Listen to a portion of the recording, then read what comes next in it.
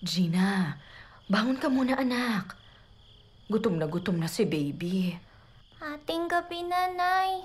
Hindi ka naman aalis ng bahay. Dito lang naman sa kwarto. Magkano yung gatas? Nasa 500 pesos na. Ha? Dati may nagbayad ng 200 pesos para sa video na lumalangoy ako sa batis. Ngunit ngayon, lampas doble ang 500 pesos. Paano ko kaya kikitain yun? Anak, sayaw ka na ulit. Sabi ni Mr. Swan, 500 pesos na yon.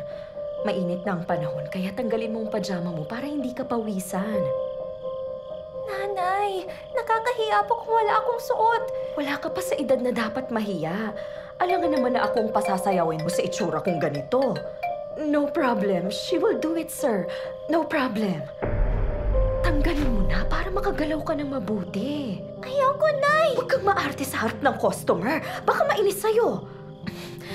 Sayaw na anak. Naghihintay siya. Eh di maghintay siya. Hindi niya ako pag-aari. Hindi rin ako pag-aari mo, Nanay. Please na, Gina. Magkakasakit si baby. Sabi ng teacher ko, hindi kami dapat papayag na makunan ng litrato habang kami ay nakuhubad. O pumayag na magpahipon ng mga pribadong bahagi ng katawan. Krimen ito! Anak, ako lang naman ang lalapit sa'yo.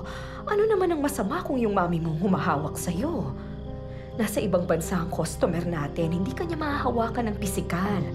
Huwag mo akong pilitin, Nanay! Boyan! Hindi ko akalaing uuwi ka ngayong gabi. Tay, salamat na nandito ka na. Ano ito? Ano na naman ang pinagagawa mo? Wala.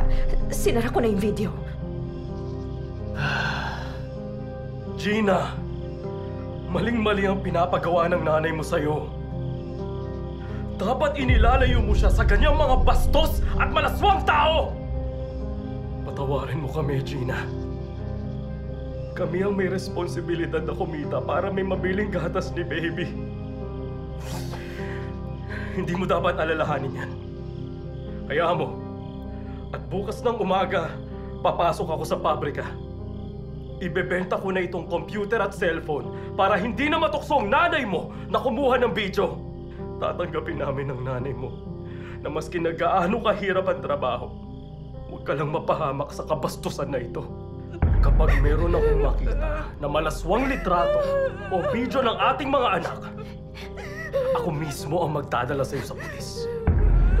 Walang patawad para sa mga nagbubugaw sa mga bidong.